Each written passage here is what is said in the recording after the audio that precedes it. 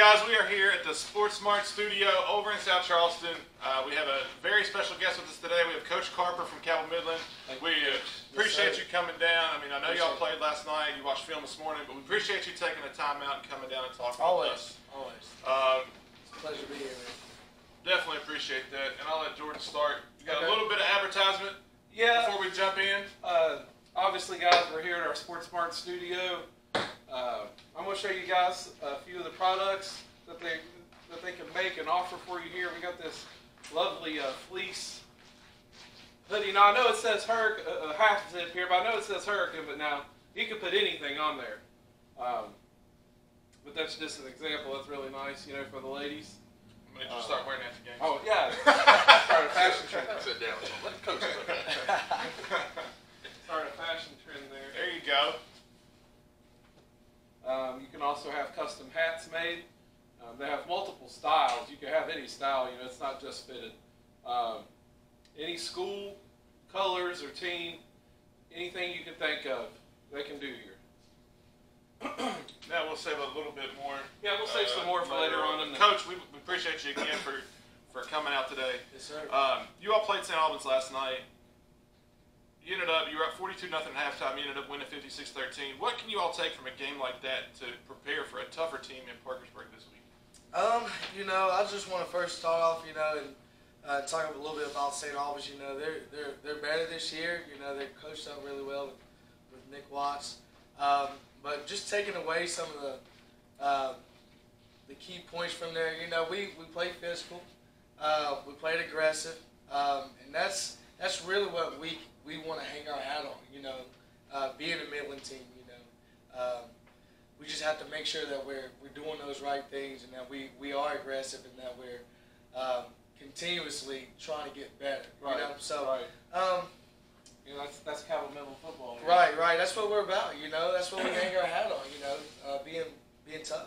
We were at the game last night, and it definitely seemed like you all got back to the Cabell Midland football that we've known is a smash mouth, running right at you kind of team. Because in years past, I mean, you've had the quarterback to sling it, but this year, I mean, you got JJ at quarterback, you have Chandler at quarterback, and they're just new to that system. Right. But it looked like last night. I mean, Jacob Cottle had a great game. Jaden Johnson played well, and it just looks like, and especially with JJ back there, I mean, he can throw or run. Right. So he's, you know, that dual threat kind of guy. But you're playing at home next week against Parkersburg. Parkersburg just beat Morgantown last night. And what can you all take? I mean, you've seen Parkersburg play, and it shocked us. I mean, we talked about it before. They lost they beat Morgantown. They lost 26 seniors last year. And it seems like they're better this year than they even were last year. Yeah, it's amazing. You know, you lose a lot of guys like that. It's hard trying to, you know, pick up where you left off last year. You know, they had a great run in the playoffs. You know, I think they played Martinsburg in the playoffs. You know, and scored more points on them than anybody in the state. Right. They kind of held them to what 30-some points too. So I mean, they're good. They're coached really well. I think what we need to do is, you know, after this past week, we just got to maintain, you know, our intensity level, keep it up, but make sure that we're focusing on the small details now. That's the biggest thing I take from it. You know, it's just those small things that normally, you know, would get you beat in a big game. Right. Such as the penalties. Being sharp in your execution. Right. You know, and this is a big game for us. You know, they're really coached well, like I said. You know, they play a lot of kids too, both ways. So, you know, just making sure that we're mentally prepared this week will take us beyond everything else. As long as our physicality is there, we're mentally prepared, and you know, we don't make stupid mistakes or have stupid penalties. You know, the penalty is going to be a big thing for us this week. Absolutely. We got to live with those. Yeah, you definitely had a few last night. You had a couple personal foul penalties and some holding. Get that fixed up. And those are things that can be fixed. Right, correct. And that's usually where you see the most improvement from week 1 to week 2. We talked to Coach Albans before the game last night, and we were just goofing around with him. And we already agreed that we made a mistake of ranking you all a little lower than we probably should have. We guys had you a little bit low. But the best part about that is we were talking to the coach about it last night, and he was like, just keep doing it. He said, that gives us motivation. to be better and do this and do that. And it's just great because I don't think, as long as we've been doing this, I don't think we've ever seen a coach tell us, hey, keep ranking us lower. Yeah.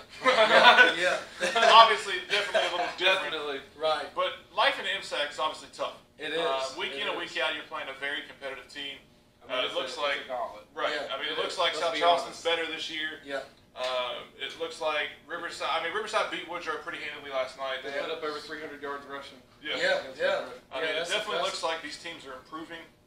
But when you're playing, and we've talked about this, you're playing week to week. You could be playing a playoff team every week, which definitely helps you down the stretch. Right. But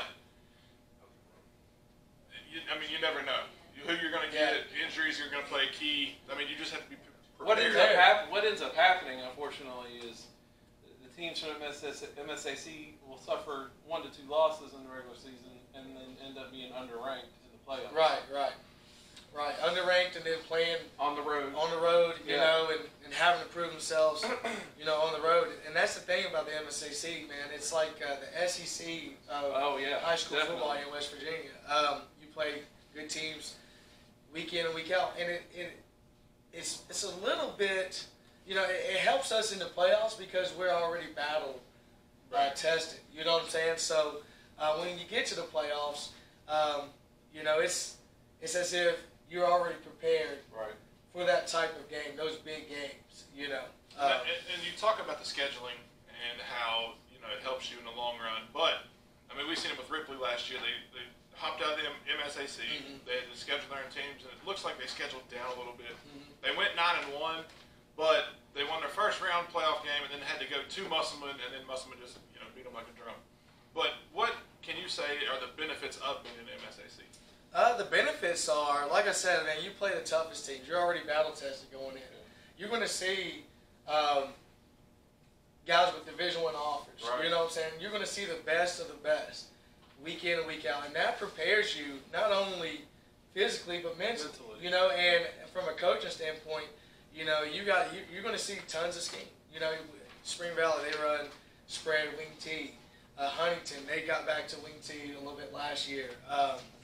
So you're going to see a wide variety of different things. You know, different defenses. You know, you're going to get some dogs week in and week out. You know, and with the exception of everybody else in the state, with the exception of Martinsburg, I mean, it is what it is. What you got. You know, you're dealt with the hand that's played, and you have to adhere to the rules. Right. Exactly. you know. So I mean, I think it's a great thing. You know, with the MSAC playing these teams like this because it gets you ready. It gets your kids mentally ready as well. So we got a text here, guys. A couple of them actually. First one's from Jim in Mineral Wells. He wants to know, and this will be a good question for you, Coach. Okay. South Is Cabell Midland the new Parkersburg of West Virginia football? What's he mean by that? Well, I mean, so what he means is back in the 2000s and late 90s, Parkersburg won 10 state. Well, they have not them, but they have 10 state championships, and they were known for their brand of their power, you know, smash mouth brand of football. So he wants to know is Cabell Midland the new Parkersburg? I would say with everybody switching to these spread systems. Right. You know, I would say we want to run the ball. I mean, it's obvious. That's what we want to do. We want to be physical.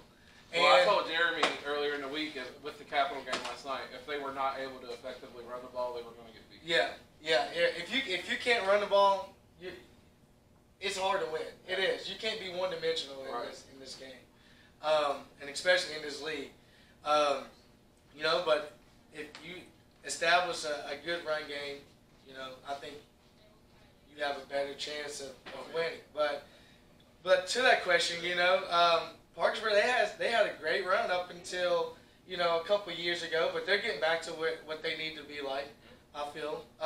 But I would say, you know, I don't like being compared to other teams, you know, especially another team that's in our league that we play. But, you know, I would say, yeah, we want to be that type of team. We want to be smash mouth, you know, knock you out, you know, keep your head on a swivel type team.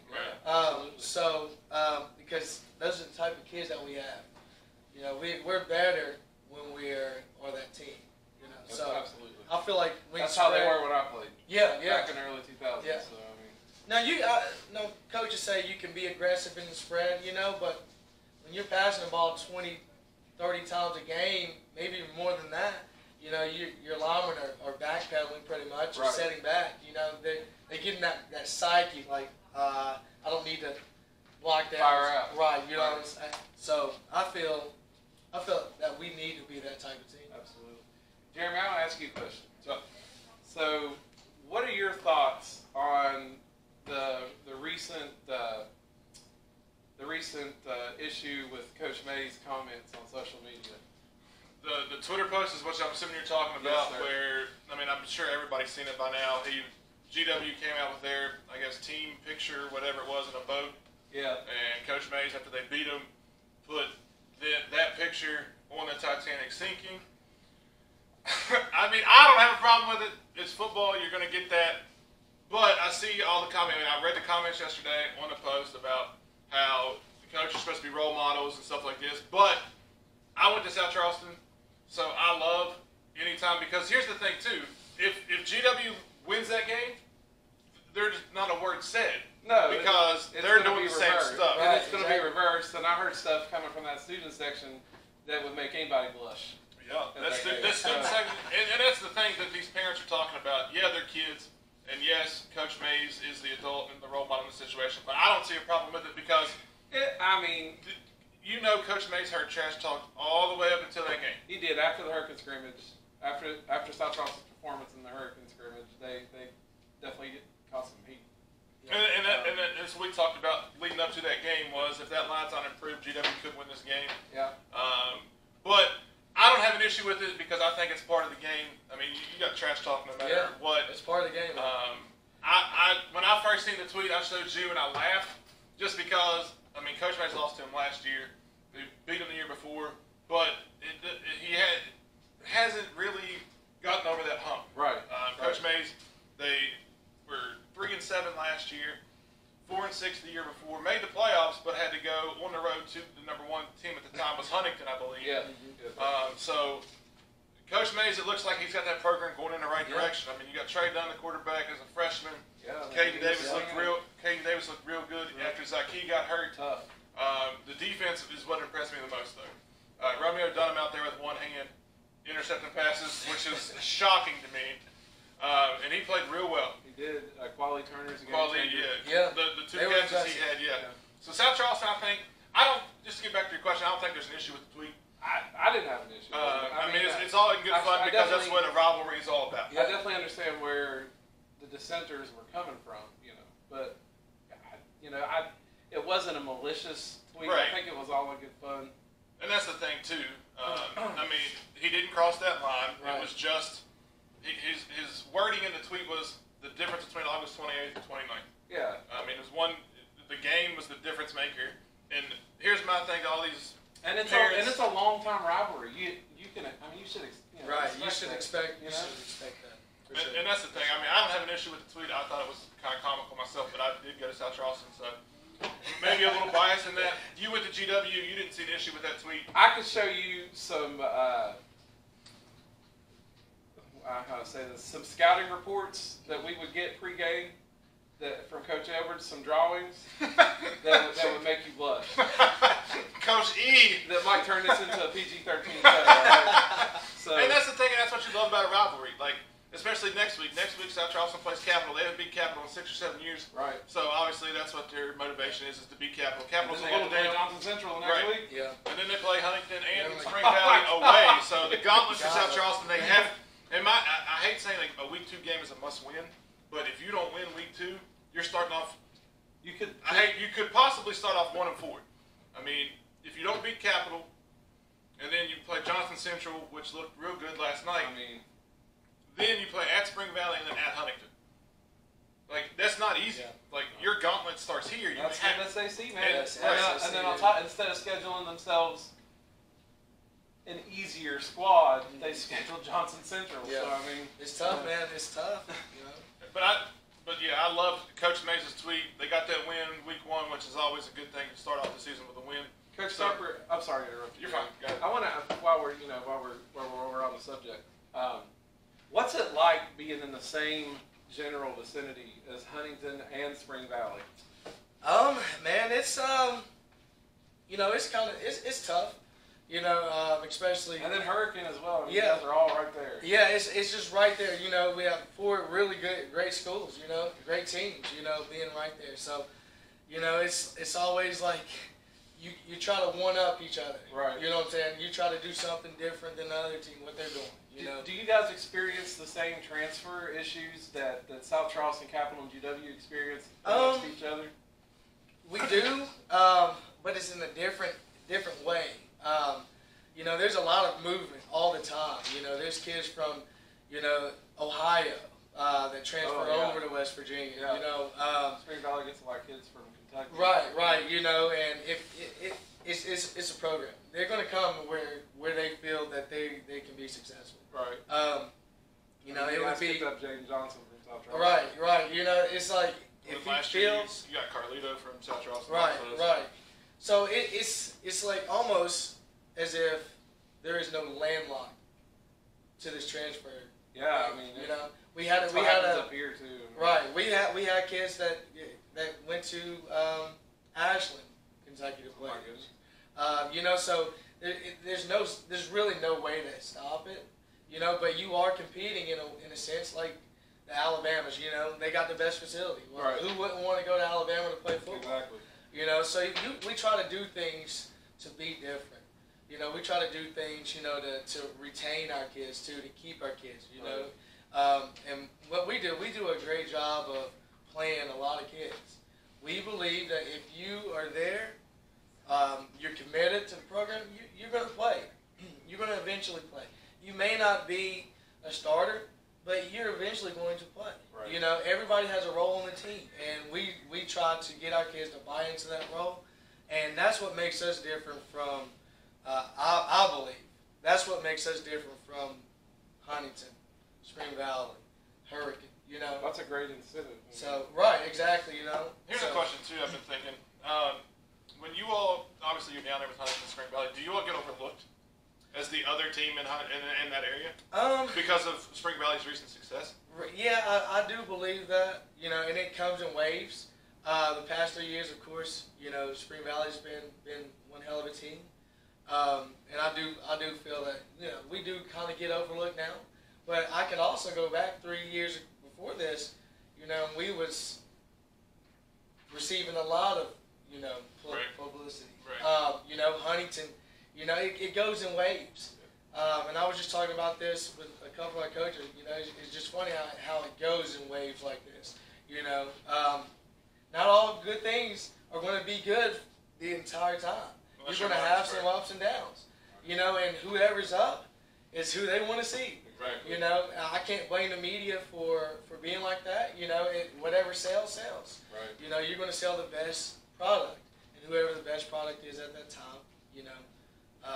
that's who gets the most press. So, While I got a second here, I'm going to go ahead and show you guys this. This fine jersey crafted by SportsMart. Obviously, it's a John Adams Middle School jersey.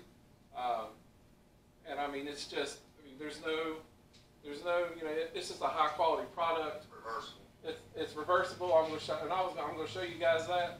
But it's just a great product here, guys, especially for a middle school. yes. And I'll show you the reverse. It's pretty amazing.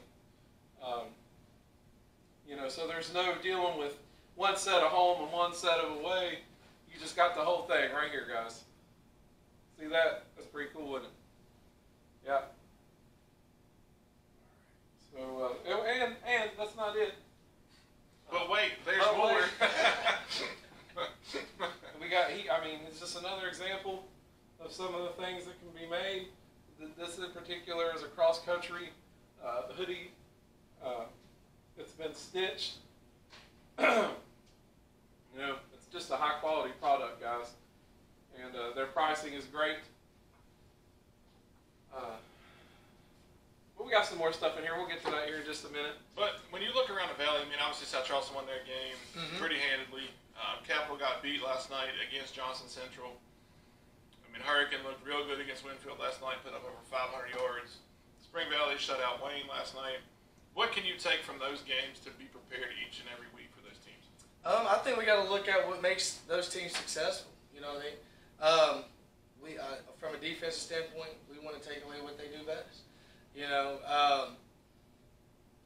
offensively, we just need to continue to do what we do. Absolutely. You know, so I think if we take care of what we need to take care of, we focus on ourselves. You know, then I think we'll be successful this season. I think we'll have a really great year. You know, we just got to focus on what we do best.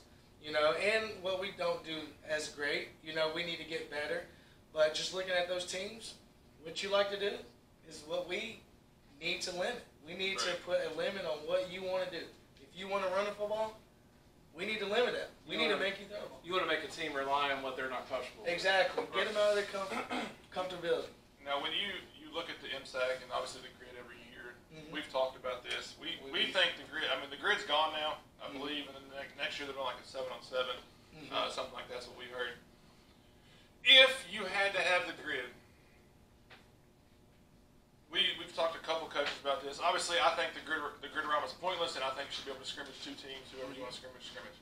But if you had to have the grid, I think just like the Cardinal Conference does, they do a Cardinal grid every year. You all do the MSAC grid every year. Yeah. Just put those teams against each other. Like put Mingo against you all. Yeah. Or because you're not going to play each other in the regular season. Right. So if you had to have the grid, would that be something that would be a favorable thing instead of playing each other and not playing your ones or not showing anything? Oh, for sure. Yeah, that would be awesome. You know, because you know it's kind of unfair when you play in a team. Well, yeah. You're going to see you in the regular You might be, season. and then even on top of that, you might be playing them a week or two from the grid. Right. You know what I mean? Yeah, So, it's kind of it is kind of unfair, but you know when that thing started, you know I was in grade school, or I wasn't probably even thought about it, honestly, but there were so many teams. There were two sides to the conference, you know, and you could do that, you know, but now you know with you know teams leaving, you know there has to be some type of innovation. You know, Right. we got to move on. We got to move forward. they're down to 11 right now. Right. Yeah. So, and pretty much all those teams see each other at some point. Yeah. You know, whether it may even be in the playoffs if you don't play them through the regular season, you have a really good chance. Right, because almost, I think maybe two teams didn't make the playoffs. 3/4 of MSAC teams are going to Right, are going to be in basically the make playoffs. the playoff. You know, so and that goes back to the playoff system as well too. So when you talk about like the MSAC and the grid and things too, it also kind of relates to the way the structure of our playoff system is as well. So, and that's another story I know, but I can't get over Definitely. that. But It's okay. We thought about that too because we talked to a couple coaches from Ohio and how they have their playoff schedules, their playoffs set up. It's basically like a regional and sectional. And I think, in my opinion, I mean, this could be completely wrong. It'd be a little more difficult to do in West Virginia. Yeah. But I think something like that needs to be done because 1 through 16 is getting old. Yeah. I mean, something needs to change about the playoff system in the state of West Virginia because whether it's you get rid of classifications altogether and you put the number 1 school up to whatever number and then that number through whatever to end it, that needs to be the first 60 schools and then 61 through whatever need to be their own thing and then 1 through whatever need to be their own thing and you just need to fight it out. Right. I mean, I think something like that would be unique and different, and I think that's something that may needs to be done. But you talk about the transfer and stuff, and obviously the Hatfield brothers are a big name. They transfer back and forth. You know, you got transferred. You all have Jaden Johnson coming in from South Charleston. Is there something that needs to change about the transfer rule, or do you think it's okay for these kids to transfer? I feel as if we've been on this like discussion for the past since I've been coaching at Midland. You know, I think that it's a proximity rule. Right. You know, if somebody lives within 40 miles of the school, there has to be you may have to sit out. You know, outside of that zone, if you're moving into district, you know, and it's a legit move, then it's a legit move. You know, and they should play. But it's almost like the rule they had here in Kanawha County a couple years ago with the basketball transfers and things like that. I forget what they named the rule, but you know,